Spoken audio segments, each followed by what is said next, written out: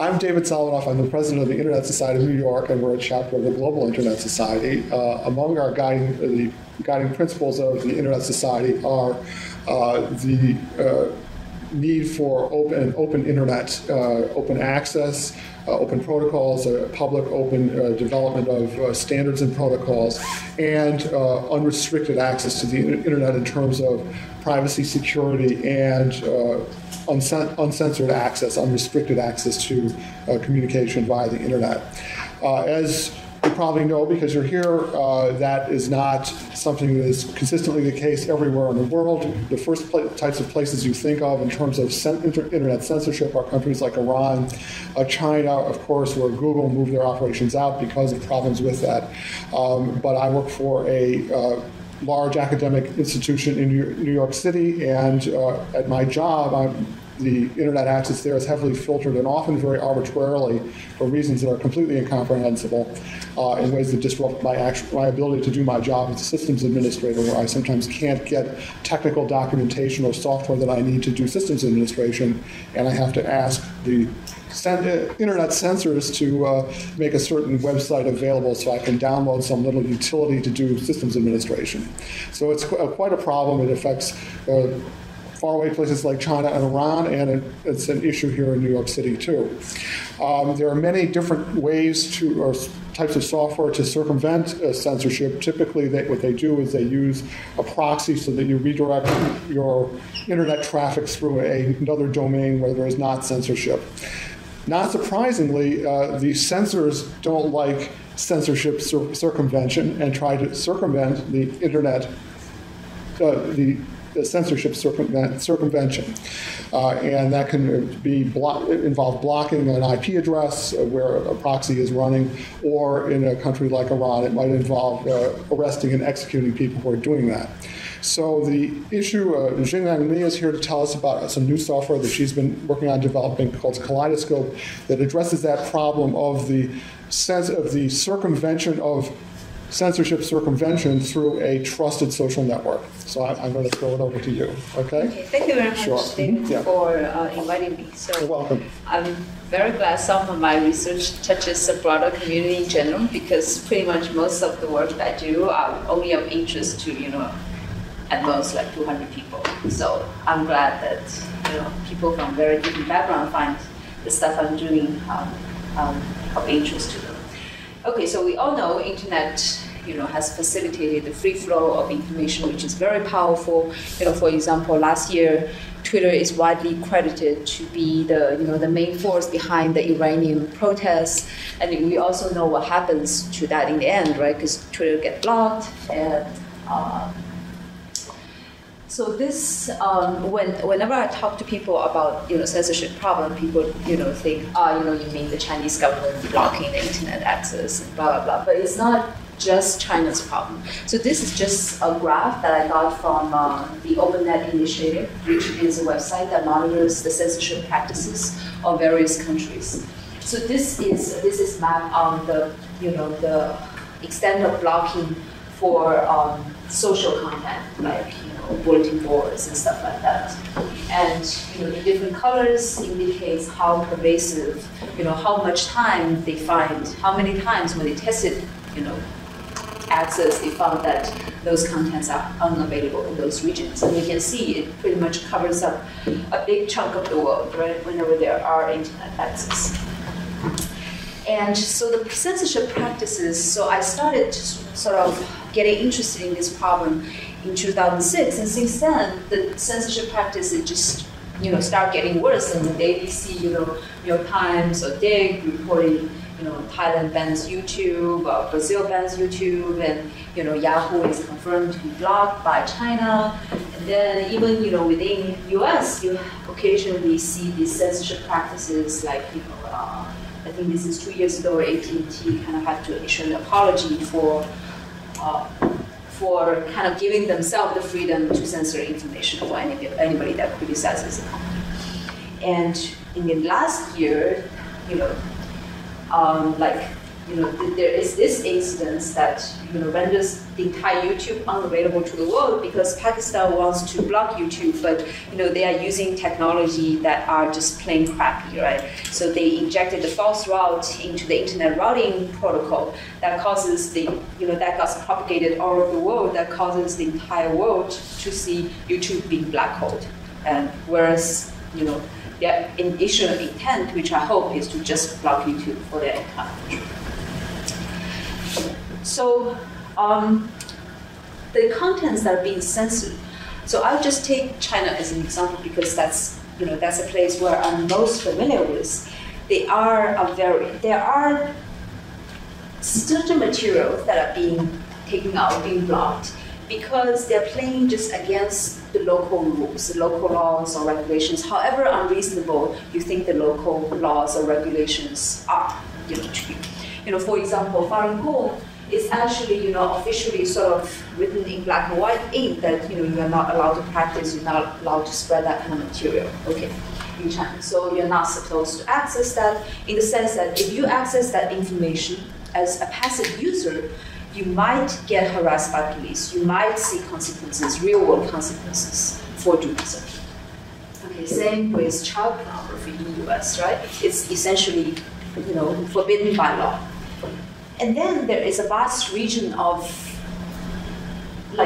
gray information, that information that the government wants to control, but it's nowhere written in the books in black and white that information is illegal, is disallowed for its citizens to see. For example, in China, the initial spread of the SARS epidemic, nobody, the government carefully controlled that information, and nobody knew of, hey, there's a SARS epidemic going on at all.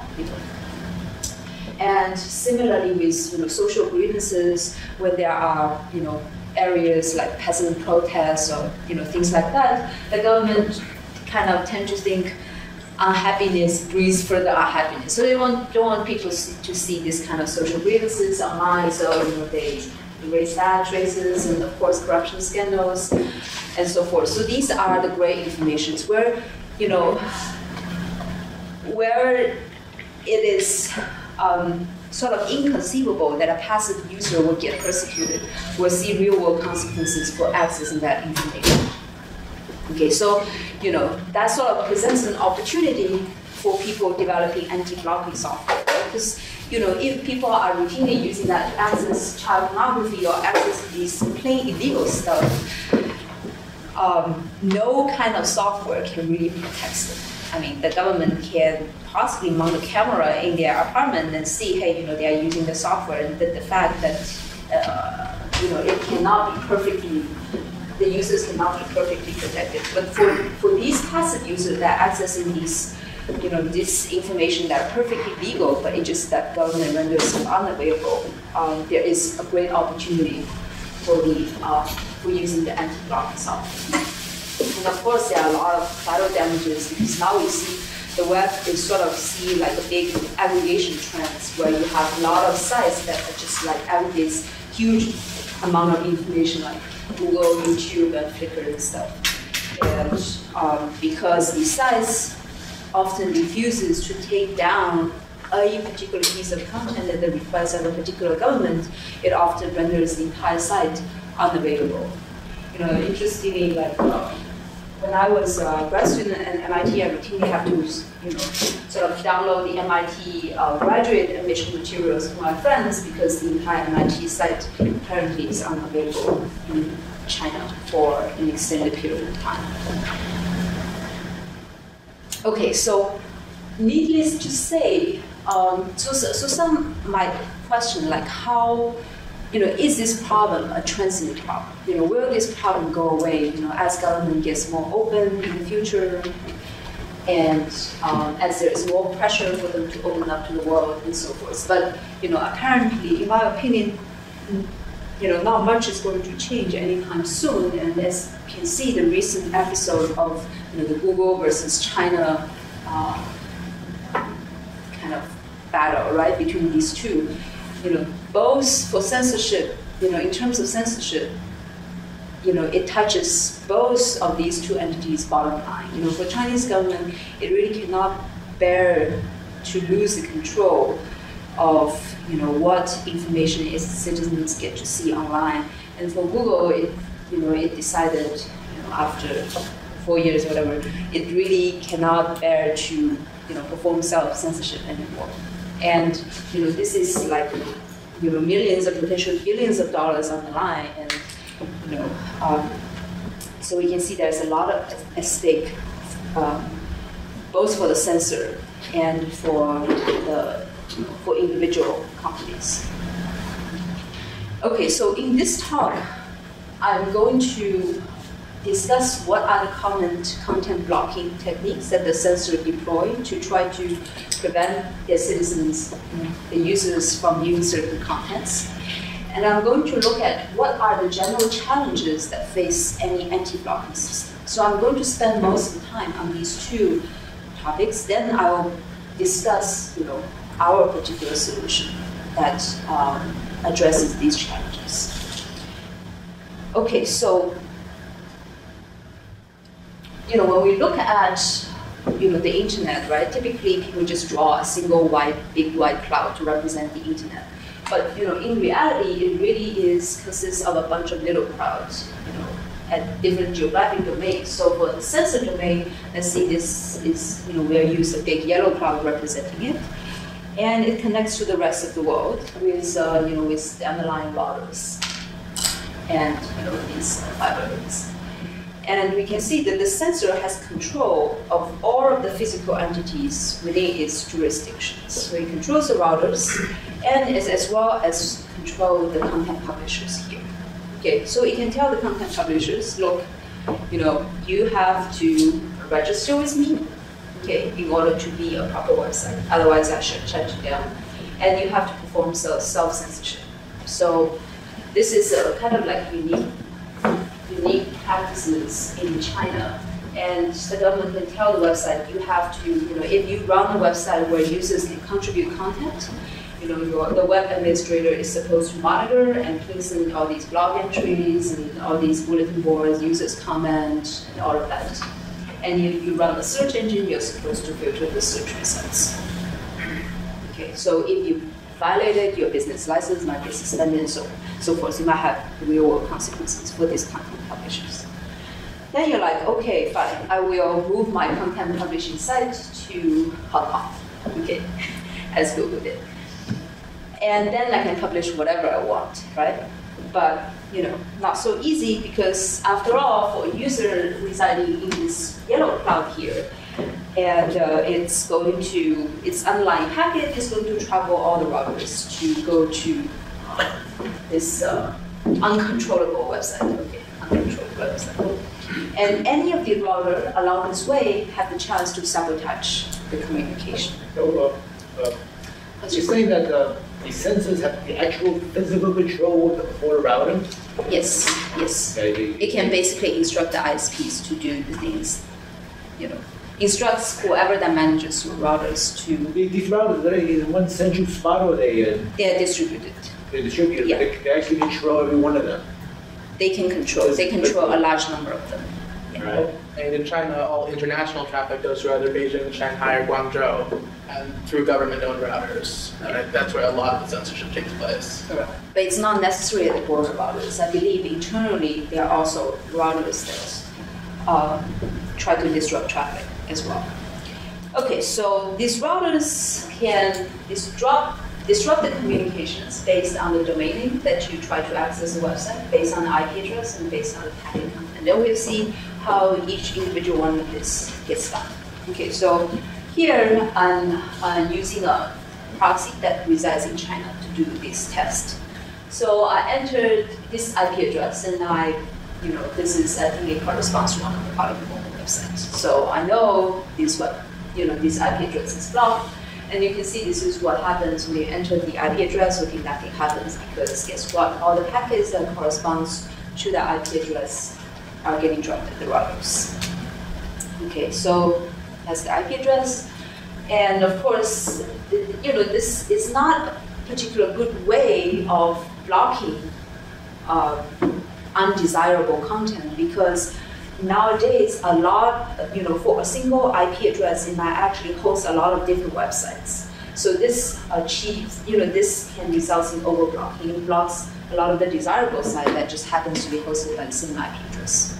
Okay, so the sensor gets smarter. So this is kind of like an evolution of how sensors technology improves over time, really. So in the beginning, it's really just plain old IP address blocking. Now the sensor gets smarter. It wants to do better than just block IP address and have less overblocking damage. Okay, so this is the second generation sensor technology kind of use domain name poisoning, where so dig is just a Unix command line tool that helps me to resolve DNS names. So all of your guys' web browsers, when you type a website, the first thing it does, it has to resolve that domain name for the website to obtain the IP addresses. So when I try to resolve the IP address of winhui.org, winhui.org is again a functional site. And I say, please, because this command tree is very flexible, so I can explicitly ask it to try to resolve the domain name for a particular DNS server that I want. So I ask it to go to IP address 166 or 101 to resolve winhui. And I get an answer that's, looks normal. It's a valid IP address, right? But so that IP address, that name server is in China. But if I try to resolve winhui using a name server in the US, so this is a name server run by myself. And we can see it comes back with a completely different IP address. And if you further look into it, so that's a Chinese name server. So the return one is a random Australian IP address. It is not even running any web server. And so this is the correct IP address. Okay, so this strategy is called domain name poisoning, where the DNS servers inside China, they just have plain incorrect entries for the domain names of those websites that they don't like. They're scrambling it, in other words. Sorry? They're scrambling it? They're scrambling the... No, they're just returning an incorrect IP address. They're misdirecting you then? Yeah. They give you an incorrect IP address, so your web browser will go to that incorrect IP address and will see nothing. Okay, so this is a great web page, sort of website that, again, does quite extensive testing of what are the domain names that are available in China, what are the domain names that are not available. And this is the wide range, and the bigger it is, the more often it has seen that particular URL getting blocked. And also bear in mind that these sort of blocking are not, these policies for blocking these things are apparently not that consistent. So you sometimes see that it gets blocked and sometimes it doesn't. It comes and goes. It's not necessarily permanent. Okay, so blocked by DNS, so YouTube is, this is again a very nice site that sort of asks users to submit what websites are unavailable. So the way I'm suspecting YouTube is blocked by DNS, but so here is a map of the blockage of the YouTube, at least by China. Okay, so the third, the most advanced sort of filtering blocking technique is keyword-based blocking, which I think surfaced circa like 4 or 5 years ago. Okay, so again, so I'm doing this testing, kind of using a proxy in China, so pretending I'm in China using this browser right now. I try to search for anonymizer because I know anonymizer is this proxy service run by somebody so that it can help me circumvent censorship. So I'm trying to, find their website, complete their software and stuff. So you can see if you type search word anonymizer here, all of a sudden you get back a screen that says, hey, your connection has been reset. Please try again or something. Now you try again and again in between the same page. Okay, so why is that the case? So when you search for anonymizer, underlying the infrastructure, your computer is sending a packet that contains, the HTTP request, get search term, anonymizer, and stuff. Okay, it traverses a series of routers on its way to, the search engine. Let's say you're using Google. And then it reaches a router that has been configured to draw packet, configured to disrupt communication based on keywords. Okay, it look at, hey, this particular packet contains the anonymizer keyword here. Then I'm going to send reset packet. So it sends reset packet both ways. And when the reset packet gets to you, you receive a web page that says, sorry, communication has been reset. Okay, so this kind of technique was fairly unthinkable just like a decade ago, because it requires these routers that are processing tens of gigabits of traffic to be able to examine every single byte of every packet that passed through it and do something, right? Possible. But with advanced technology, that is entirely possible today. Okay, and in fact, it can do even fancier stuff. We'll see later. Okay, so let's remember our earlier example where Chinese government had the DNS poisoning, and a smart user can think, aha, why don't I use a DNS server outside of China, right? Why do I need to use China? And in particular, Google has recently introduced this public domain name service where you just configure your computer, your operating system to use IP address 8.8.8.8 as your domain name server, and supposedly you are using the domain name server provided by Google, and it has the correct result for you, right? But not so easy, because we have routers that can look at the content of each packet. And so if you perform a DNS query that says minghui.com with query minghui.com, when you reach this evil router, the evil router will actually manufacture an incorrect DNS reply and sends it back to you. So again, you get an incorrect IP addresses, and you enter into a black hole. You cannot reach that website. So this is actually a project did by my student a year ago for a class project to do this measurement. Yeah. Is there a protocol that encrypts DNS requests? There's DNSSEC, but it's not deployed. So your student did that as a project, you mean?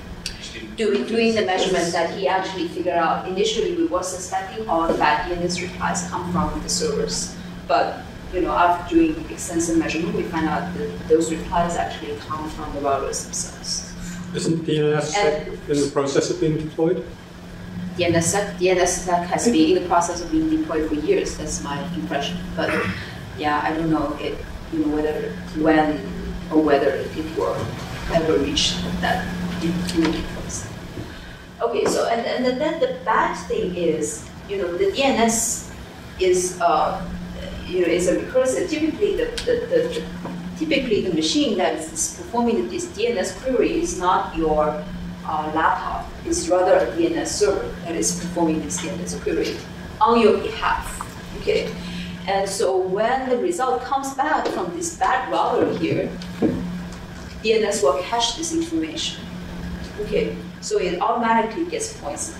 The government doesn't even need to individually poison this DNS server just by configuring this router to send bad information, and it automatically can poison the server. And to send in the bad information requires a fair amount of, it's not as easy. In particular, you have to generate the correct replies, using the right sequence number and stuff like that. But, apparently the router technology is good enough these days to do all of that.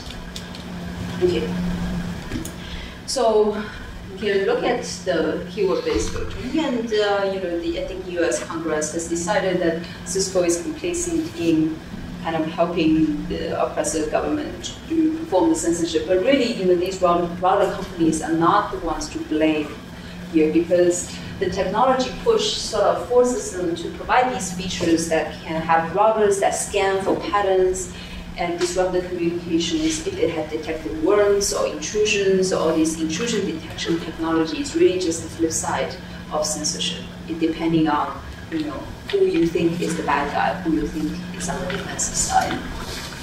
And there is a lot of research putting into intrusion detection systems to make it more and more sophisticated, to make it more and more, to make it faster and faster. In particular, right now, the patterns all have to be fixed string, okay?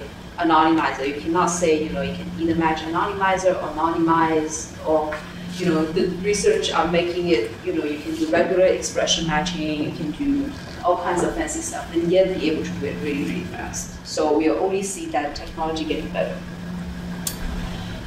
Okay, so now I move to the second part of the talk, which is to understand what are the challenges facing, if people want to develop anti-blocking solutions, what are the challenges facing it? Okay, so let's look at a couple of straw men of how to circumvent censorship. It seems, on the first look, it seems quite easy. Okay, we have this yellow cloud, this user wants to access that website outside of the censored domain, but that website is blocked. So why don't we introduce an intermediary point? It's the relay node, or you can call it proxy node. And that relays the traffic for the users inside the censored domain to the outside censored domain. And we just need to make sure that traffic to the proxy are going to be encrypted. So the routers cannot just by examining the content of the packet and disrupt the communication. So what do you think is the problem of this? As soon as they find out who the proxy is, they block it and it's shut down. Absolutely. So, where do an ordinary user find these proxies, right? They can, type in Google, but the censor also typing in Google, typing in Baidu to find one. So many of the, well-known circumvention proxies are blocked, like anonymizing, safeguard. These are two early examples. So you can also say, fine, if I have a proxy that's well-known, it will get blocked. How about I have 1,000 proxies? Okay, and make them all well-known. Surely they cannot block 1,000 proxies, but yes they can.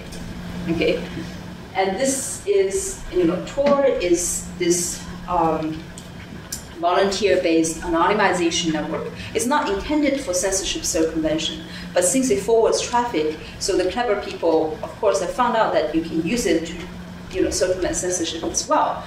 It publishes a list of roughly 1,000 of Tor servers that run by volunteers all over the world. So anybody can learn these 1,000 servers, and then you can pick and choose a subset of them to do your relays, to do your onion routing, to achieve anonymization.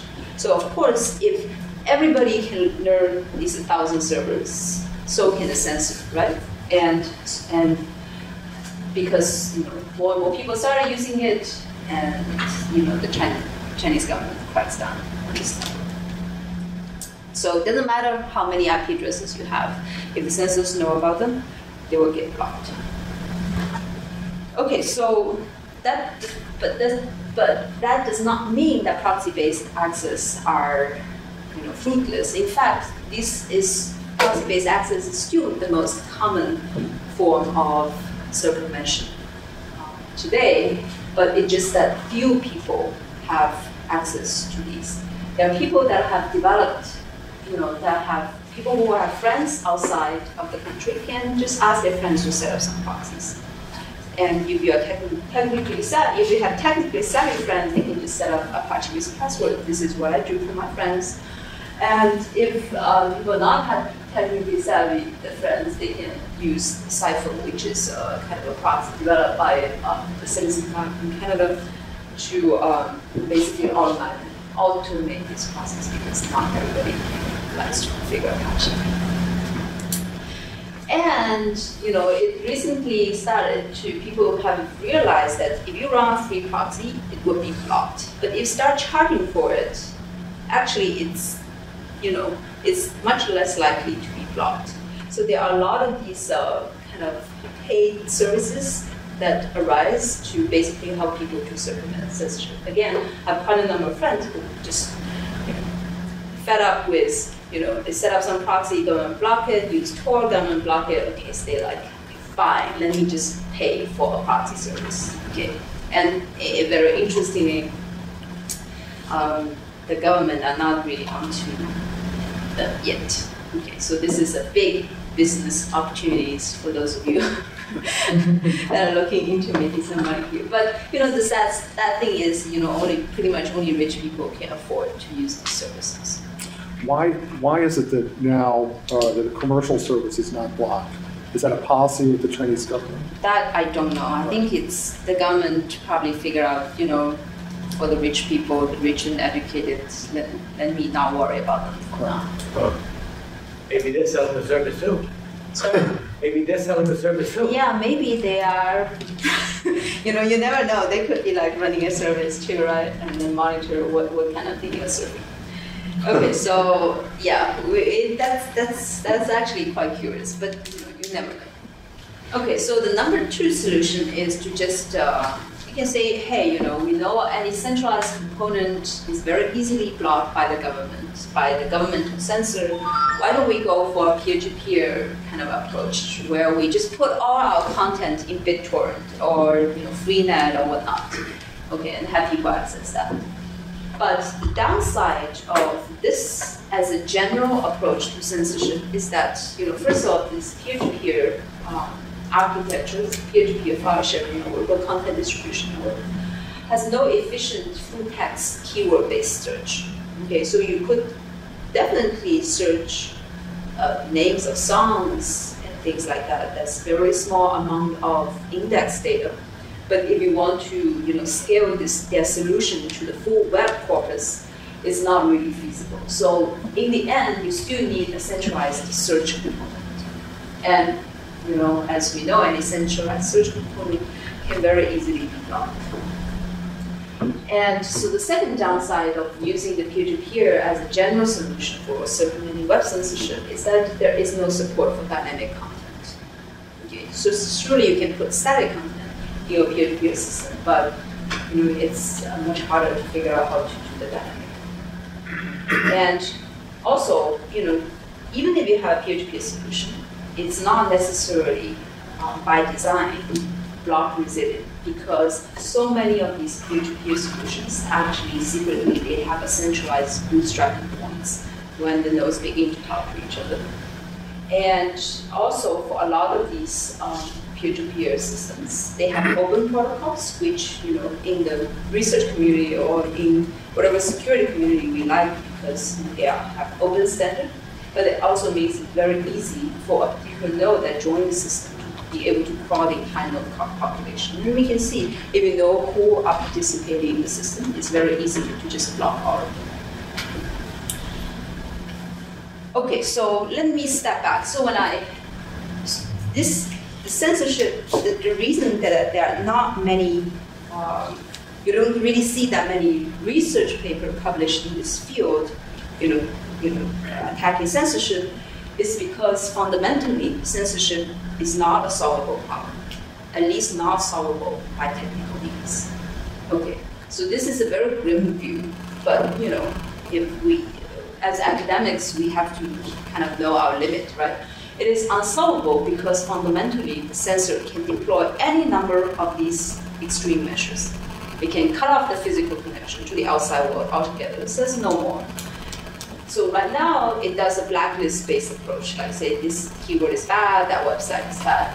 It could fundamentally flip it around and adopt a whitelist-based access. You can say, hey, I only allow cctv.com or something like that, nothing else, right? And it can try to force its citizens to use software or hardware that's being controlled by censor. And in fact, last summer, the Chinese government has tried to do that, although they have failed. If they succeeded, I lose, right? Yeah, they could do that by law. And again, it can just plainly says, I'm going to outlaw Kaleidoscope or any other blocking system. Anybody found to use Kaleidoscope is going to be sentenced to jail time 10 years. Okay, then guaranteed nobody will use your system, right? Did I see a question? Oh, I was just curious because somebody I was talking to from China was saying that there was like the rumor that they were going to go to an IP whitelist like 2011 or something. Yeah, like I saw that rumor flying around all the time too. Yeah. Yes, absolutely. They could do this whitelist. Okay. So the goal of, so we have to scale back the goal of, what it means to develop an anti-blocking system. It's not our goal to say we're going to defeat any determining censor, because we know that's not possible. And we can also not guarantee access for every single one of our users, simply because the censor is going to try to defeat the system, and they are going to succeed for some portions of the users. So the practical goal, so rather the more practical goal of an anti-blocking system is to try to provide to a large fraction of the users. It doesn't have to be all of them. And of course, we sort of acknowledge the fact that once it gets extremely popular, it will attract the attention of the censor, and it might force the censor to deploy extreme measures to block it. But we are hoping that since any one of the extreme measures are going to significantly impact legitimate traffic as well, for a censor that have economic considerations for their countries, it makes them hesitant to actually, they have to kind of weigh the gain of, having such an extremely tight control versus, the loss we had just to let citizens, browse whatever social grievances that they have. Okay, so the third part of this talk is I'm going to briefly describe our solution, which is called Kaleidoscope. Okay, so the requirement when I set out designing this system is has threefold. First, it has to be decentralized and completely peer-to-peer. Okay, this is out of necessity because any centralized component, will obviously be blocked. And when I talk to a lot of people, they say, oh, censorship, you can, in the same sense that spam is unstoppable, information is unstoppable. If you want your citizens to have certain information, like, you want to say, hey, Chinese government sucks, and corruption scandals, why don't you spam them, or masquerade software as virus or worms. I don't want any of that. I want the system to be voluntary. It doesn't have any of this kind of, I'm forced on you, that kind of component on it. And I want it to be easy to use. So ultimately, I adopted to try to proxy communications to block sites. Okay, so Kaleidoscope basically is, at its heart, just a peer-to-peer network of traffic relays. Okay, so we have, the relays that operate outside the sensor domain. Those are the green nodes, and the relays operate inside the sensor domain. These are the red nodes, the red and yellow nodes. And they just have peer-to-peer communications.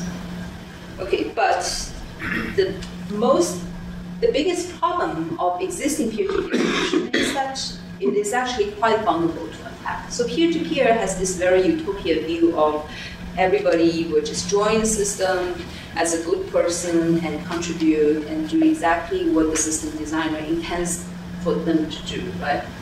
But but that's not true. In reality, you have attackers joining the system, and in our case, it'd be an attacker that says, hey, I want to find out about all of the relays and try to block them. And not only they can join, they can generate many identifiers, many identities, because there is no kind of centralized admission control in this system, right? So they can generate many identities and join the system at multiple vantage points to try to learn as much information as possible.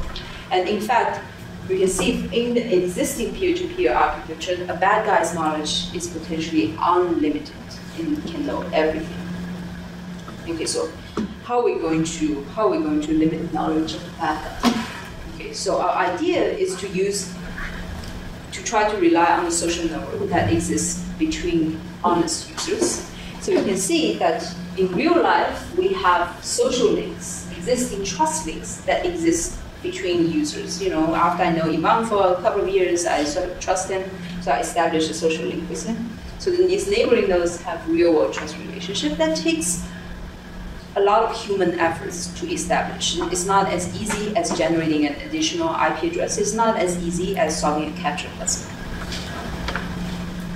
And of course, the attacker, it can also kind of corrupt certain users or try to foster real-world trust relationship with honest users and join the network, right? Nothing prevents them from doing that.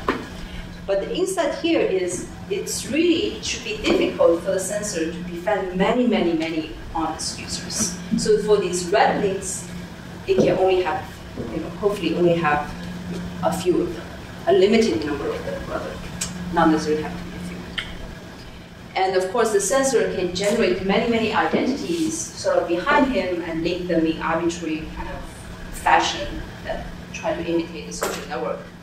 But it does not matter. Hopefully, the protocol is only going to depend on how many of these red links the attacker has. So ultimately, we want to be able to limit the bad guy's knowledge, to bound this knowledge by his ability, by the number of these red links, by his ability to befriend honest users.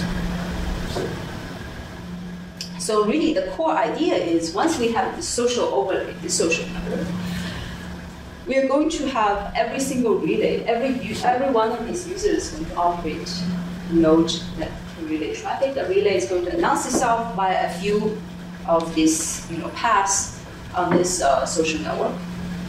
And as a result, hopefully each relay is only going to review to a few users. Okay, so these are some examples of the relay paths that are traversing the systems, and of course, if the relay path sort of reaches the bad guys, that relay is potentially blocked. And so the idea here is, since each relay is only reviewed to a few users, an attacker that can only join in a limited place in this social network cannot learn a huge number of relays, and therefore, hopefully, most of the relays in the system are unknown to the attacker. Okay, so now let's look at sort of the overview of this architecture, of the Kaleidoscope's architecture. So we are going to, this Kaleidoscope network is going to consist of relay nodes, both inside and outside the sensor domain. So these are orange arcs, the nodes that are inside the sensor domain. And the blue nodes, or the green nodes, are nodes that operate outside the sensor domain. And these nodes are going to establish communication links based on their social trust relationship. Okay. So if Ivan and me have a social relationship, our node is going to be able to directly communicate with each other and know each other's IP addresses. Okay, so the nodes that resides outside of the sensor domain, we call them exterior nodes or exterior relays. They're going to advertise their addresses to some nodes inside the sensor domain. We call these entry points. For the first node that sort of connects those inside the domain with those that are outside. And the entry points are going to further advertise the knowledge of these relays addresses to other interior nodes. And lastly, so for an interior nodes that do not immediately know of any relays addresses, so even the interior node, for example, the top node here, directly know the external relay nodes, then it can directly use it to access the outside world. And all of his friends, there is a one-hop forwarding that's allowed in the system that allows any one of that guy's friends to be able to use the interior node to further forward traffic to these exterior nodes. Okay, and so that's not the end of the story. The exterior nodes themselves do not directly forward traffic to the website. And rather, we actually, in our system, we run a set of trusted access servers, we call them. So these access servers is going to act as real web proxies and going to proxy the communications from the exterior relays to the outside world, to the blocked websites. Okay, so what are the interesting aspects of this architecture? Okay, so first, it consists of a mix of trusted infrastructure and untrusted peer-to-peer nodes. So the trusted infrastructure are the set of access servers, and the untrusted infrastructure are the peer nodes that run by each individual user. So the trusted infrastructures are run by us. Okay.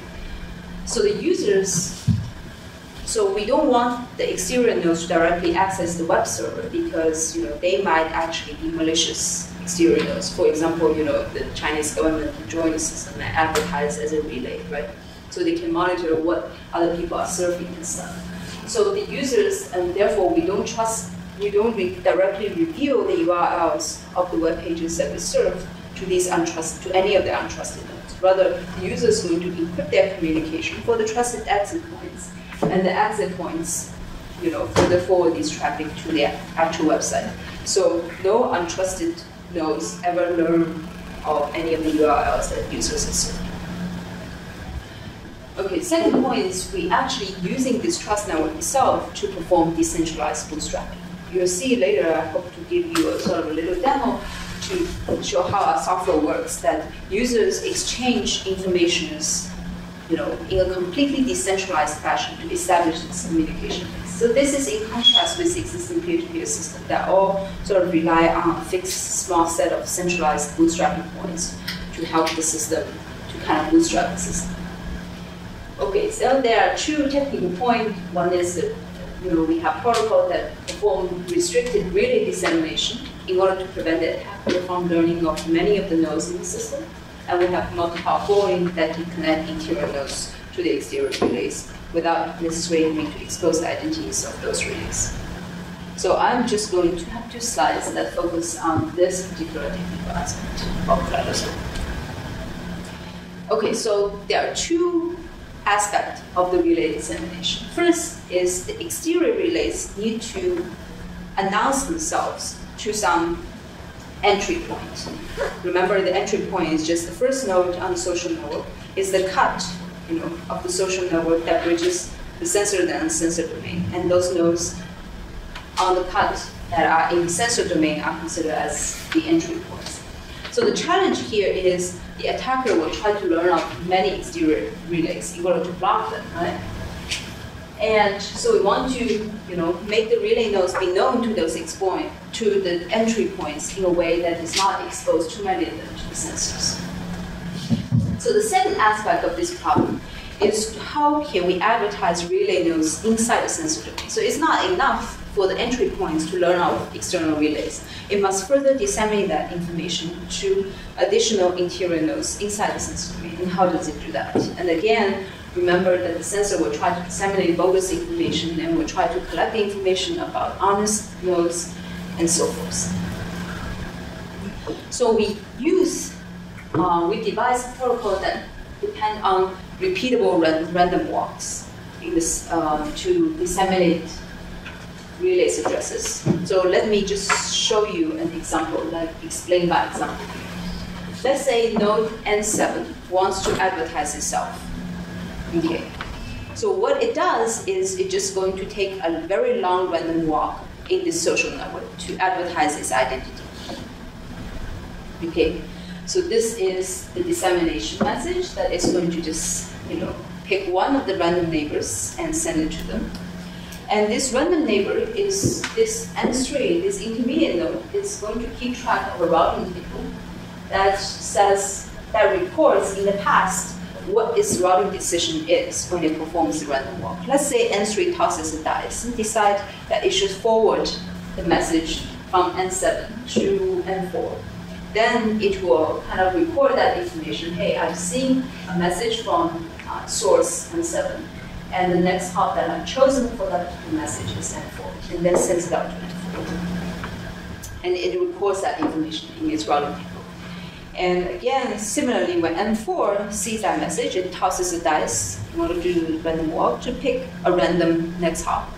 And let's say here it picks N1, it records that information in the routing table and sends it down to N1 and so forth. Okay. So the important thing here is, this routing table is actually saved on disk and maintained across restart.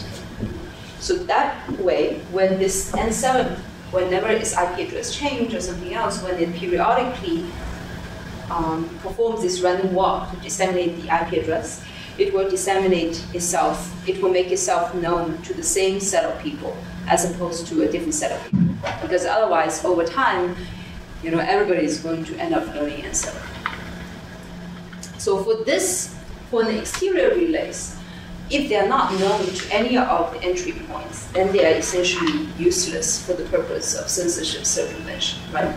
And therefore, we just we don't have any restriction on the length of this random walk. We just let it walk. So in practice, if a fraction of the F nodes are the entry points, then on average, this random walk will terminate after 1 over F hops. So there is no limit on how long this random walk should be. It just terminates when it eventually reaches an entry point. Okay, so the interior nodes is also going to advertise relays using random walks. Again, repeatable random walks. But unlike the case where the exterior points here, these random walks are limited in length. Okay, let's say we limit the length of the random walk to be 3 hops. So it's going to say, so this is an entry point, N0 here. It has learned a bunch of relay information. It's going to say, hey, I'm going to individually advertise these relays inside the sensor domain. And for this relay N7 here, I set the TTL to be 3, and I send it out. And again, each node performs the repeatable random walk by recording the information, by recording the routing decision that it has made, depending on the source, which is the N7 of this message. And decrements the TTL and sends it down. So, in this case, we can say if we set the TTL to be 3, this N7 node, N7 relay is only going to be learned by 3 other interior nodes. Sorry, just on the last slide. Okay. These are so these are different segments. These are the nodes outside of the sensor domain. Yeah. So why is there routing? Why is there complicated routing among that? Why can't that just go straight to Google or CNN or whatever? Oh, because we don't know the topology of the network. Okay. The topology of the network, nobody knows the topology of the social network. Because it's, if I can know, what are the nodes inside this network and what are their IP addresses, so can the sensor, right? And it will be able to block all of the nodes. So this is a way of me trying to disseminate information to some entry point inside the sensor domain without knowing the entire network topology at all. But I don't want to do flooding. I could just flood. Okay, here's my address, just tell everybody. But in that way, everybody will know about me. So even if the sensor only infiltrates the social network at a few points, it will learn a huge number of relays and be able to block. So we want to kind of reach an entry point while exposing the relays to as few people as possible. How do you know you will eventually reach the entry point? Because if I don't reach, I don't stop. Because, as you can see, if I don't reach, I will expose to more and more people, right? Because I'll take longer and longer routes. Eventually, I will be able to reach because I'm doing a random walk here. Okay, so, when we're doing random walk, social network has this property that it is fast mixing. So in the sense that after a few initial hops, essentially the random walk it's as if I'm sampling nodes, it's as if I'm reaching random nodes with every single hop. Okay. And so if a fraction of the F nodes are entry points, then I will be able to reach them on average 1 over F hops. I guess it's probabilistic. What my confusion is once the traffic you've gotten is at a green node. Oh, this is not traffic. This is not actual data traffic. It's just the knowledge about the address of the relays that people can use. Yes. So, maybe I'll go back to this architecture slides here. So this blue arrow is the actual data traffic. So once you learn of the relay address, it's directly go to the relay. So this is just a way of kind of advertising relays in a restricted fashion.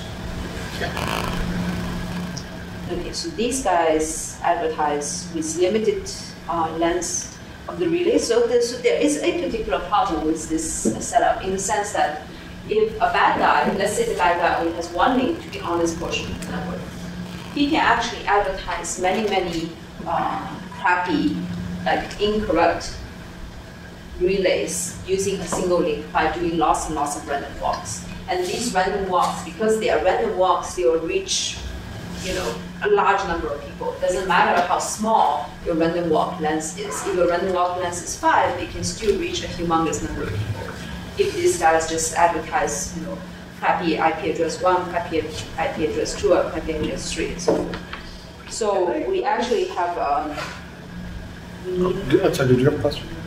Yeah, so, I'm not as fluent in this stuff as you are, but you're saying this is not actually traffic.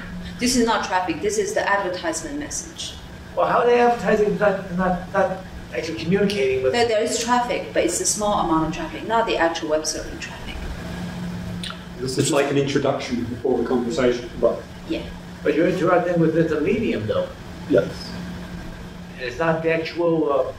I'm introducing to him and say, hey, if you want to use Jinyang's relay, please use this access token, and and also this is my IP address. But you are talking to my computer then. Yeah. I'm talking to a computer, yes. So So there is a physical connection. There is physical connection, yeah, absolutely, absolutely. I guess by not traffic, I mean the large volume of your YouTube traffic, your New York Times browsing traffic, that kind of. The content Yeah. is just. It's a local then. This is a small amount of information. But how can you direct it? The person like thousands of miles apart. How can you pinpoint it exactly? Sorry? If the person's like thousands of miles apart. Thousands and thousands of what? Miles. But Miles. On the internet, that. This is the power of the internet. It can be thousands of miles. You just send one packet within a 200 milliseconds, it's there. Okay. So we need to, in order to limit this attack, so it will be kind of disrupt the service for all these users because they will try to connect to the crappy IP address. It doesn't really hurt them in the sense that they will not be exposing their URLs to the IP addresses that's owned by the bad guys because all the traffic are encrypted with the trusted exit points key. But it's sort of still really bad for the service because they'll be connecting to an IP address that is either unavailable or could potentially sort of at least figure out that, hey, those are the IP addresses that try to use the Kaleidoscope. Okay, so we limit this attack by having honest users limit the number of advertisements that can be propagated along each of these trust links. And therefore, if the limit is, say, 4 here, then it's going to limit, there are only 4 different advertisements that can traverse through that trust link. Okay, so Kaleidoscope is pretty promising. So we run the simulation to kind of see how our dissemination protocol do in the face of real social network. And so we tried a bunch of social networks like Facebook, like Journal. And so this is on the y-axis, this is the fraction node that has service. So we assume that any node, when it advertises itself, if it reaches bad guy, where we inject 0.1% of the edges to be bad edges that's owned by the attacker, we consider those nodes as being unavailable for traffic for other people. And we can see that we can actually provide fairly good service with one hop, kind of multi-hop forwarding of actual data traffic. We can provide service to over 90% of people for all different kinds of networks. And it's not particularly sensitive to which network which of the particular structure of the social network. Okay, so the limitations of this work is, you might have, first we are kind of assuming that it's difficult for the censor to acquire trust links with a large number of honest users. Okay, so right now we sort of just like post warning messages to users, say, hey, if you want to use Kaleidoscope, make sure the friends that you establish trust link with are really your friends, as opposed to, people awkward on Facebook, having thousands and thousands of friends. And so when I give this talk to the people, some people also mention, what about traffic analysis? Can I, figure out that Kaleidoscope traffic, just, I don't care about joining the Kaleidoscope network and stuff like that, but I just passively monitor the traffic of the nodes, try to figure out what are Kaleidoscope traffic, what are not Kaleidoscope traffic, and block the Kaleidoscope traffic. So currently our implementation is just based on standard SSL tunnels. And we send no cover traffic to try to foil a sensor that performs sophisticated traffic analysis. We believe that's not a fundamental problem in the sense that traffic analysis has always been a cat and mouse game. For any kind of traffic analysis that you can do, that sensor can do, there is a corresponding solution, even though that it might be expensive, because a lot of the solutions involve sending cover traffic that can foil that particular traffic analysis technique. Okay, so we have deployed the system for over a year now, and you can download the source and the binary packages at this website, kskaleidoscope.org, and we have around 40 users currently. They're actually spread over a couple of countries like China, Vietnam, Israel. Apparently, I did not know those countries actually do censorship as well. Okay, so there are a bunch of related efforts, but I think I'm running short on time, so I'd rather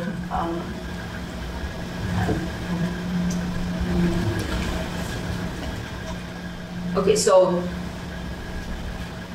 let me sort of show you, give you a little bit of illustration of how Kaleidoscope works. So I have Kaleidoscope installed on this computer, and in fact, I use it all the time when I go to China. Okay. And so it sort of like runs in the background as a Java daemon. And in the foreground, we developed a little UI, a little GUI that kind of based on Firefox plugins. So here I just show you how it's installed. Okay, so you can see these are my contacts. I have Yair, I have Wing, and I have myself as a contact. And so what you do is once you have installed the software, you are going to exchange a set of keys and initial kind of way to contact either if you have a known public IP address, or if you don't, you can use a set of mailboxes, which are just kind of like relays that that the software automatically generates this slew of information here, and all you need to do is to copy to the clipboard and send this information to your friend. And once you do that, once your friend gets that information, they just need to click on the add contact information and paste that information in this little box here. And that's how you set up a trust link. And and you can see these are the exterior relays that I have learned through my trust network.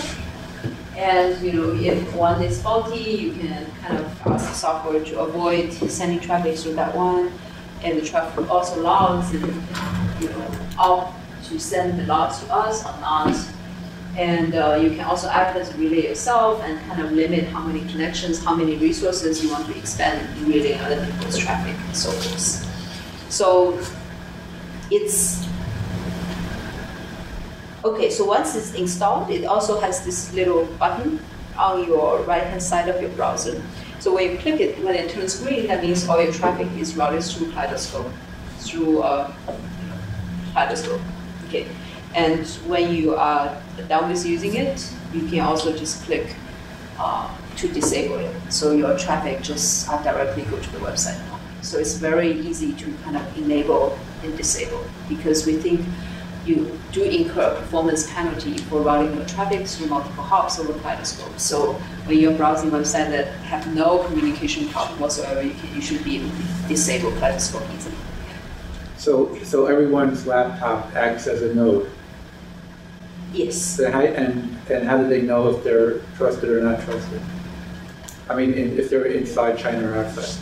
Oh, you have to, when you configure it, you have to basically answer the question, are you inside China or outside China? We currently kind of use that as a manual configuration. I guess then if the attacker were to answer the question saying, oh, I'm outside China, when in fact they were not, correct, how deep into the system would their proxy then penetrate, and how much of, what percentage of it would it then be able to infect? Well, people would immediately start blacklisting that proxy, right? Oh, because it wouldn't work. So the thing is, so they could, so this is avoided by, by this. Okay. So on each link, there is a limit on how how many proxy information that gets propagated are not that big. So if you only have one social link, you can only, so our current limit is 5. If you only have one social link, you can propagate at most 5 bogus informations, basically. I guess, but the internal links need to tell about the outside proxies, don't they? If I remember the earlier slide, it looked as though the outside proxies were actually getting deeper into the network than the internal ones. Oh yeah. So this says he can say, "Hey, I know of an outside proxy, but in fact, our outside proxy is bogus, and give it to these inside nodes." But it's it can only do that for a limited number of bogus IP addresses. And furthermore, it's not that big of a problem. It will cause problems to have, you have a proxy that's not really available, in which case you just click the button that tells Kaleidoscope to avoid using that IP addresses. Would you share that information between nodes with someone says, this is not a good proxy, or do you log it or anything? We don't share that information between nodes. We rely on users. It's completely local. Yeah. It's completely local blacklist. Yeah, but it's not really a problem in the sense that you never really review the traffic to any of these random nodes IP addresses. You only review your traffic to trusted access servers that's run by us. Oh, I just have 2 questions. Yes. One was the fact that people are actually exchanging keys and that sort of thing sort of like feels conspiratorial to some extent. I was wondering if there are any concerns for that built into the system. Well, people exchange PGP keys in that way, right? Yeah, but I mean in terms of, so if you've got somebody's IP and proof that they've, conspired with somebody else to permit this kind of traffic, is there some sort of worry about that, or? Yeah, we currently not really worried about that, but it's sort of like a hurdle for a lot of the users to, users don't want to do anything manual, like literally. They just want to click a button and have it run, right? So a lot of our users kind of, don't really bother with even exchanging keys. I have some people that set up Kaleidoscope but don't actually do any of the other extra stuff. So we were looking at sort of how to automate that process by kind of hacking it into, kind of piggybacking it on existing social websites. But it's difficult in the sense that a lot of the popular social websites themselves are blocked in various cases, like Facebook, and we looked into using Google Contacts, but that's blocked as well. And in the end, guess what? It's the easiest way is probably just you do whatever that's necessary, either by email or just have a friend looking at it and typing it in or whatnot, or write it down in a little piece of paper to exchange that information. I know I saw a thing once where they were talking about YouTube blocking in Turkey, and the guy was Turkish, and he said, in Turkey, even a 3-year-old child knows how to access proxies. So I think people would, people will learn, yeah, will learn, exactly. Or they can pay $120 per year. Yeah. You put it a 0.01% or 0.1% infection rate. I've heard numbers closer to 25% in terms of social network infiltration, real world social network infiltration. Okay, where do you get that 25% number? I've seen that, I think it was The Guardian. There was a report recently about, I guess, some provincial government, really province. If it's 25%, it's kind of like Stasi, isn't it? Yeah. I think that's the extreme one. And I feel like, but a lot of places in China. I think if it's 25%, it's like a quarter of the people side with the government. I mean, there's very little that we can do. I think if it's 25%, the system would have probably 1% service rate or something terrible like that. Yeah, it would be bad. So The assumption is the infiltration is not a separate problem altogether. My approach is if a quarter of the people side with the government, then we lose. I mean, but it's also reasonable because a quarter of the people will actually want to help the government to do censorship. I mean, that's, there are not even that many people that vote in U.S., right? It is unfortunate though, because it's always difficult to do opinion polling inside of China because it is a police state. Absolutely. But the studies that are out there do suggest that a large percentage of the Chinese population does support the censorship system. They believe that the government is doing the exact right thing in protecting the children from dangerous influences. Correct. At the same time, the number of large-scale violent protests against political corruption and things are really way underreported in our public sector. But but that you have a very good point that I will. I'm really interested in the external links. So, am I right to assume that for this to scale, you need a lot of trusted people, like participation of a wider audience who are like-minded individuals, or not the government, who are freedom supporters, whatever.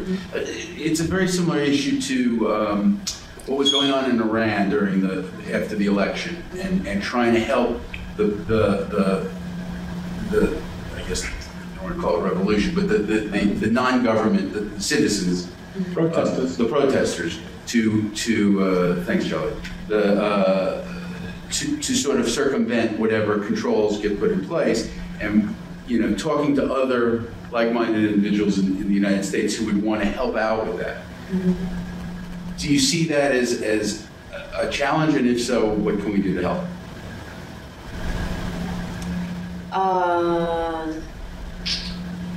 I sort of,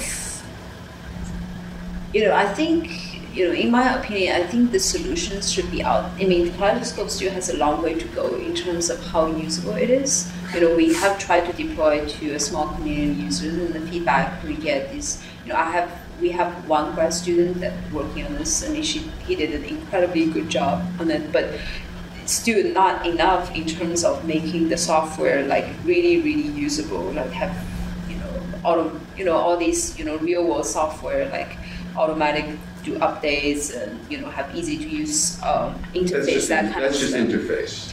Yes, but it's actually like a big challenge because, for peer-to-peer software, it also has to run on a variety of operating systems and a variety of versions of operating systems. And we basically have, we have been fixing bugs for a long time. We still occasionally see configuration problems, like with respect to a particular version of the OS.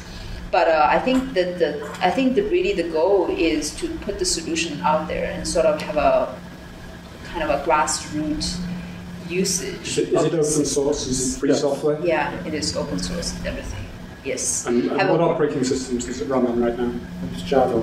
It's Java. It's supposed to run. And then there's a Firefox. We have people running on Windows and Linux and Mac, basically everywhere. I think they have two solutions out there. I mean, available for people to actually to use it. But I'm talking about those of us who are outside China or Iran who want to help. What can we do? So those of you, for you to help, you can just join Kaleidoscope. Okay, but the thing but here should we extend our social networks to include people in China? That's what I'm trying to get at. Exactly. So the thing in here is, if you don't have directly have social relations, so you can join Kaleidoscope. Okay. So what you would do is, we actually, for the people that don't have social links with China, we have an initial contact that just collects all these relay nodes addresses and kind of disseminate them to the social network. But it's kind of like cheating in the sense that I cannot, for the practicality of the system, I can do that now, because now I know the censor is not really infiltrating the Kaleidoscope network, right? But they could. But for security point of view, I have no reason to trust you whatsoever and disseminate your IP addresses to everybody, right? Don't listen to what they say about me. So it's tricky, but I think. Given that the government is not, so the main concern of that is if I just disseminate random addresses that are collected from volunteers to basically to everybody. If you are government, you can monitor, who is using you and stuff like that. So, I say. And it's certainly something that an international organization like the Internet Society, which we are, where we've got contacts all over the world, correct, that we could certainly mediate. Absolutely. Yeah. So right now the system has a lot of incentive for people that are on the cut. For me, I have friends in China, and for people in China, or friends of people in China, right? But it's a little bit harder to get incentive to people like that don't have any direct friends in China at all. So it has an incentive for me that have direct social links to people in China, and also have incentive for everybody in China to use it. But for the people that don't know of any direct friends in China, it's a little bit harder to see your effect, because you can join the Kaleidoscope, but then you're not really getting used, so you might be very bummed out. So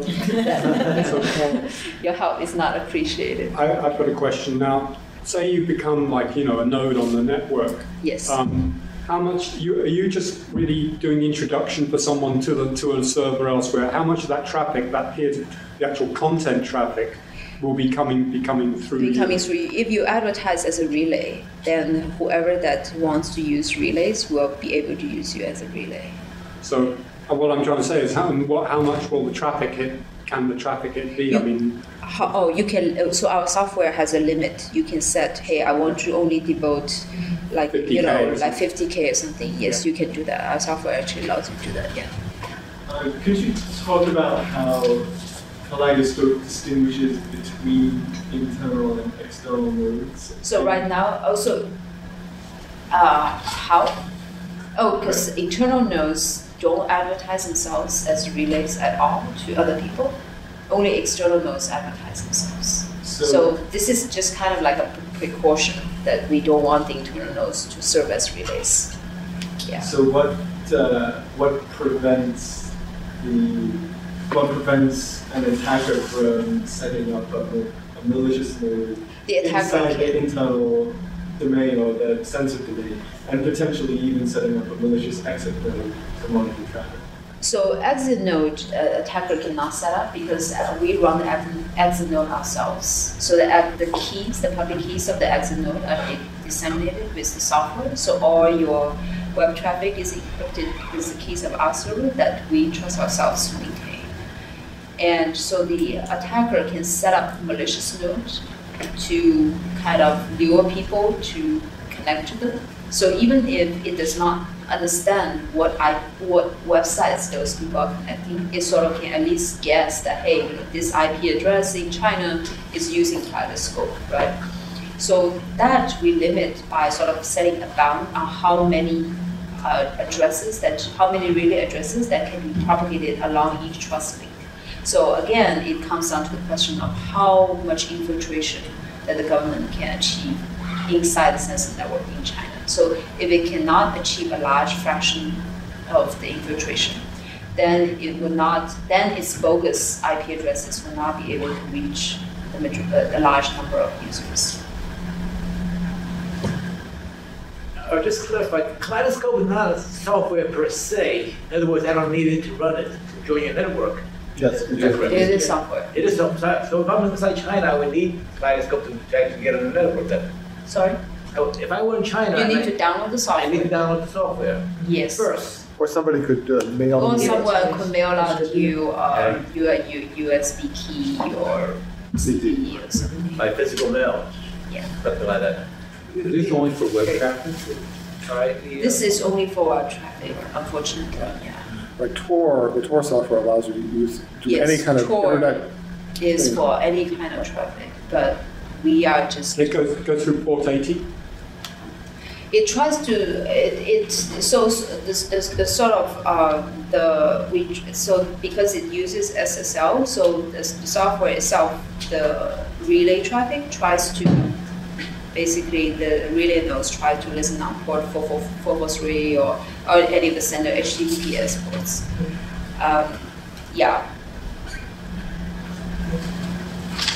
So it sounds as if a lot of the traffic is going to wind up being routed through those few sort of edge nodes, the people who have actual social connections between people within the censored zone and outside of the censored zone.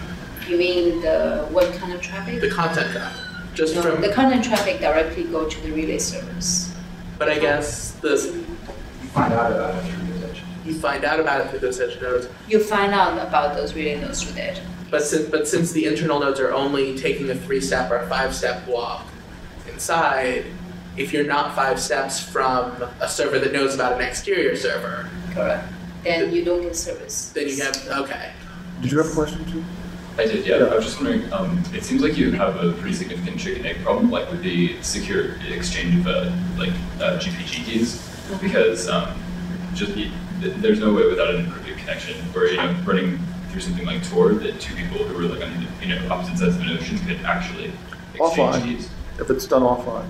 Yeah, right. So it would have to be done offline. So do you anticipate just that you would have a problem, or by email, fingerprint a conversation? Well, just that you would be able to reliably and in mass, like securely exchange keys. Yeah. So I think sort of not securely exchange. Yeah, like I think if you can say, oh, what if the government sabotaged the email traffic, and so I sort of kind of try to pump that to kind of the width of the individual users to exchange this small amount of information. Because I think there are many ways that people can do that. You can send via SMS or send via email, or using call, using phone calls, or But yes, you're right that people need to be able to bootstrap, to do decentralized bootstrap. But I think it's much better than relying on centralized point to do bootstrap. So some people will not be able to set it up, some people will be able to set it up. So that's the whole. The same thing's true on Twitter and all these kinds of things, and yet, if you don't have any Twitter friends, you can't find anybody to follow. But it seems to, they do seem to get going. Once they get going, they. Right. Yes. So in China, to get onto the internet, you would have to pay to get on. I mean, like Verizon is my provider.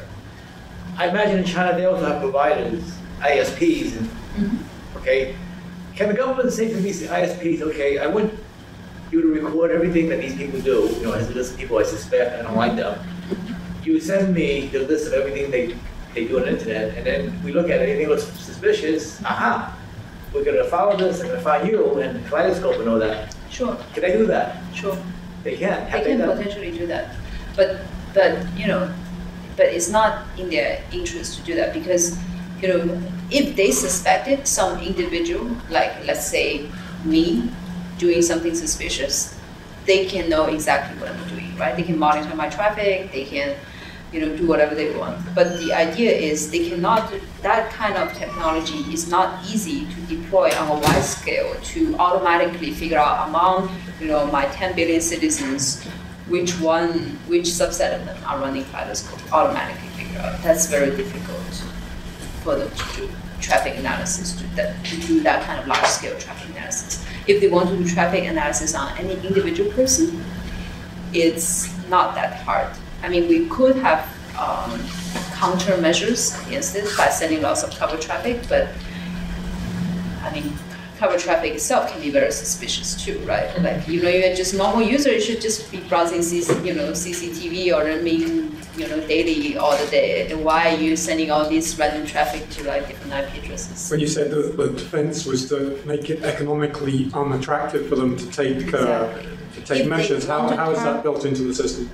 If it's basically, I think it's uneconomical to, they don't have a way to easily figure out who is inside the Kaleidoscope system and who is not inside the Kaleidoscope system. But if they have a suspicion on a particular user, any one individual user, they will be able to verify that suspicion. Will they, from that user, be able to deduce who else is a relay that's talking to that user? That is possible. That's why the cover traffic is needed. If they deploy that kind of traffic analysis, yes. But America has echelon. You know, the NSA has the thing that's supposed to see everything. Why can't China do that? They are. It can. So so as I said, censorship is not a technical problem. It's not solvable technically, fundamentally. Okay, they can have more and more sophisticated things. It's just a question of how much overblocking does the censor willing to suffer in order to kick out Kaleidoscope. What it does in the meantime is allow the users to actually access stuff which they wouldn't otherwise be able to access, which is the point. Yes, absolutely. It's not supposed to be a bulletproof solution. There is no bulletproof solution in this area. Yes?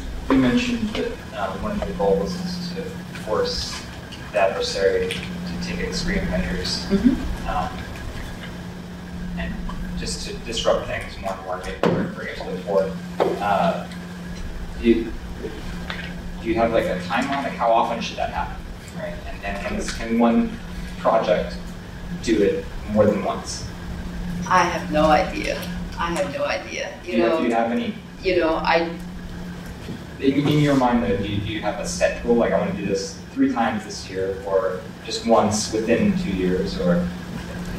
What do you mean by that? I want to force my adversary to take extreme measures. Oh, no. It depends on how popular Kaleidoscope is. So it's all a question depending on the popular. I mean, in Kaleidoscope, hundreds of users, who cares? The censor is not good. I guess what I'm asking is, what's your projection? What are your goals for how popular it is?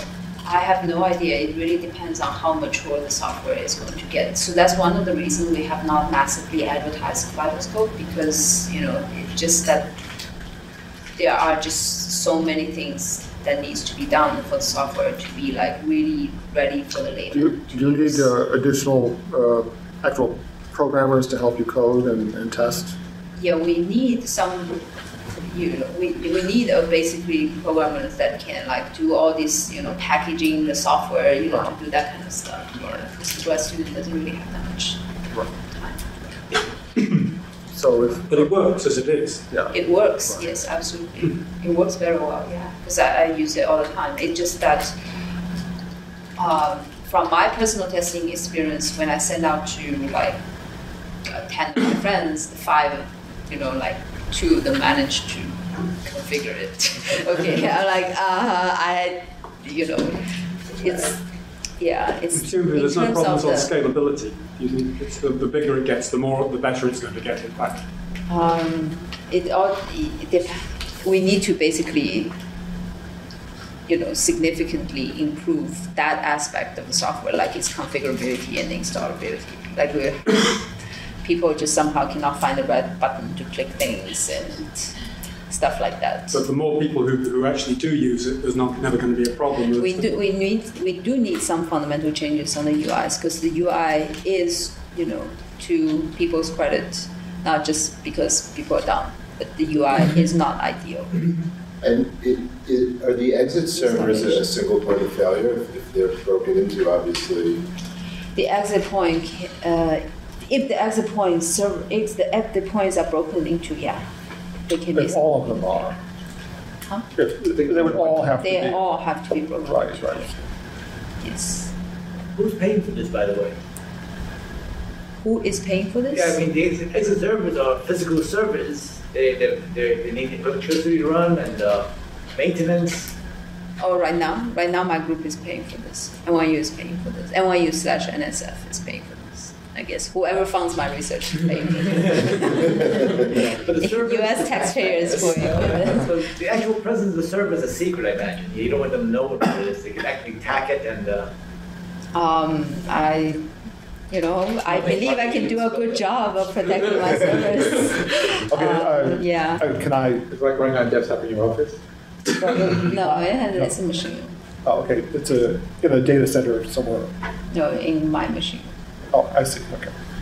Yeah, my group has a machine. That's strange.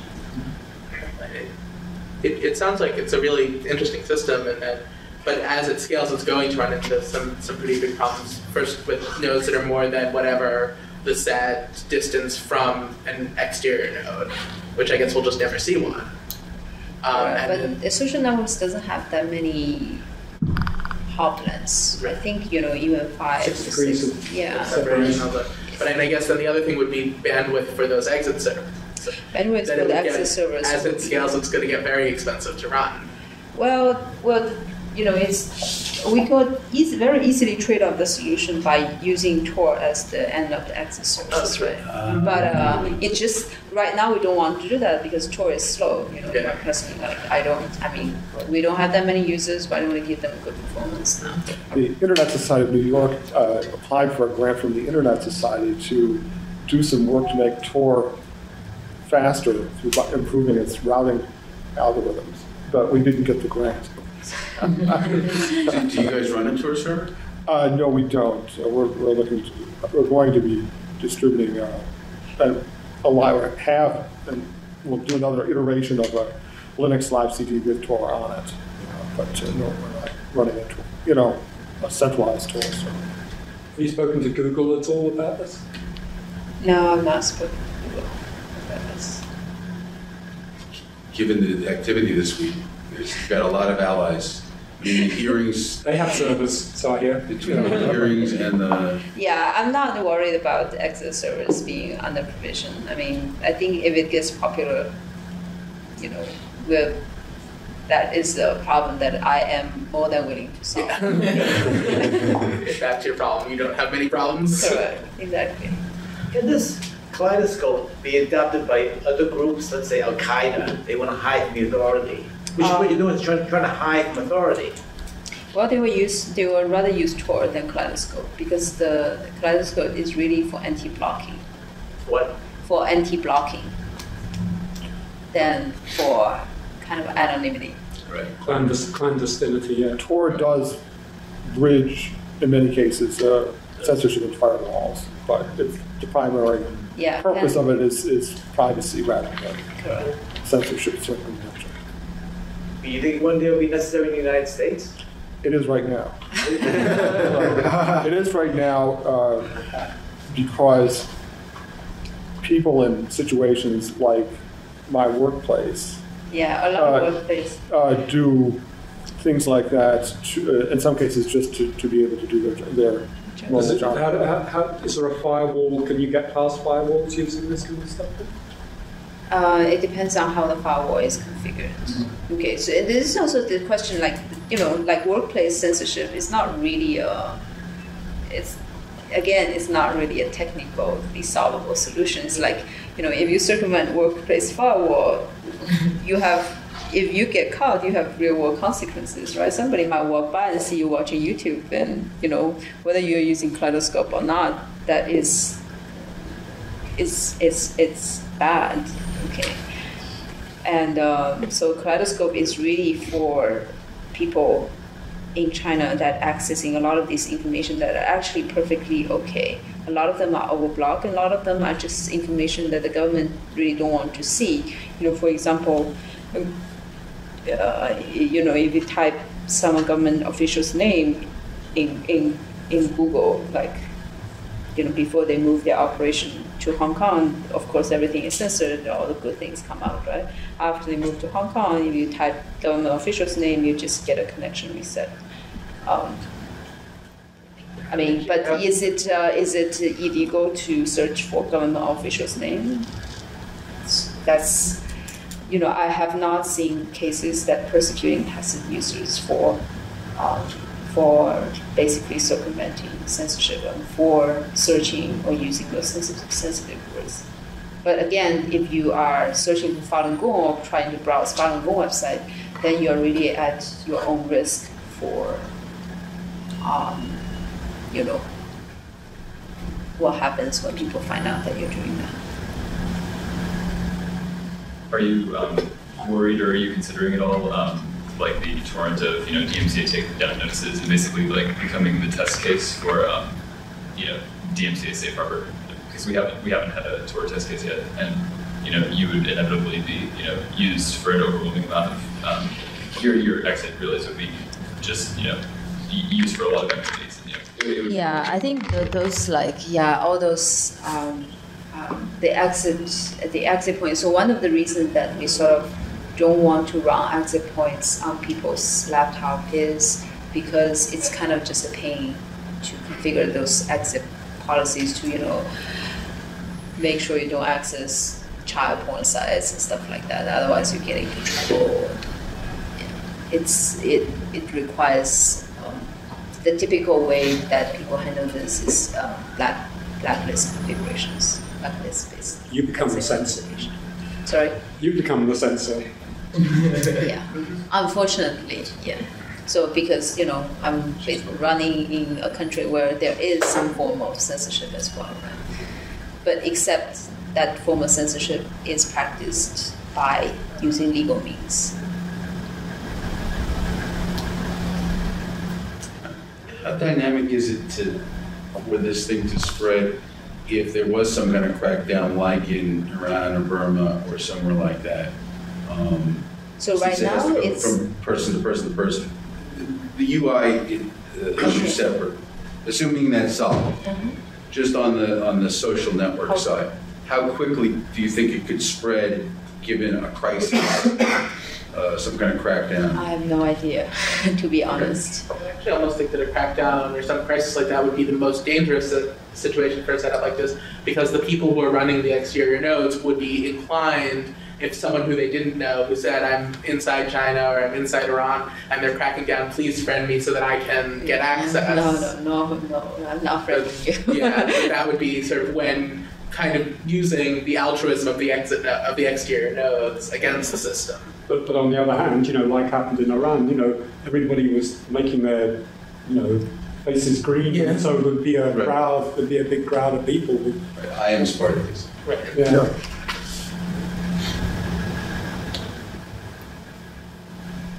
Stallman's question. I was going to hold off, but okay. So Richard Stallman emailed us this morning asking how effective is the system for overcoming censorship in countries such as Australia, Denmark, and the UK? Very effective. It will be very effective. Yeah. Yes. It's designed for that. It's basically, I think people should understand, for certain materials there are legal means that actually perform the censorship. Okay, so that's not the kind of things that we can circumvent. Okay, it doesn't matter what kind of, like, if you're accessing child porn, you're accessing child porn. Okay, and there are no system that can perfectly shield you from people discovering that you're accessing child porn and prevent you from being thrown into jail. So similarly with other countries, there are some of these have legal means preventing its access. In China, it would be like Falun Gong, right? But here, people think it's completely unreasonable that Falun Gong is like is blocked or whatever. But that's what it is. But so really, what Kaleidoscope is helping is for this vast amount of information, especially for this kind of information in China. I don't know about Australia, whether they actually use legal means to perform censorship or not, to prevent people from accessing those information with non-legal means, like very, you have no idea. They're proposing a countrywide whitelist. Sorry? I think they're proposing a countrywide whitelist. Australia? Yeah. I have not heard of that. I would be shocked. I know they're requiring blacklisting for ISPs. Blacklist, I don't think anyone's gone to a countrywide whitelist yet, except possibly Burma. Actually, does have Burma have even disrupted their communication. Yes, but although I think it is going to be a problem as more and more countries start implementing censorship. The percentage of external nodes to internal nodes, or what can be considered external, and it will be complicated because it will be different for each one. So that gets to the point that I was trying to raise before. Isn't there a way to stitch, for us to collaborate, to circumvent those efforts globally? Join the Internet Society? Yeah. I'm here. Okay. Right. If you're physically located in a country that requires all ISPs to perform a certain level of censorship. I'm also an ISP. So we don't perform any censorship on our users. But I'm asking, it seems that if this is starting to be a trend, everybody looks at Burma or Iran or China and says, ooh, that's for me. I can't even imagine them doing this in Australia, but let's say they do.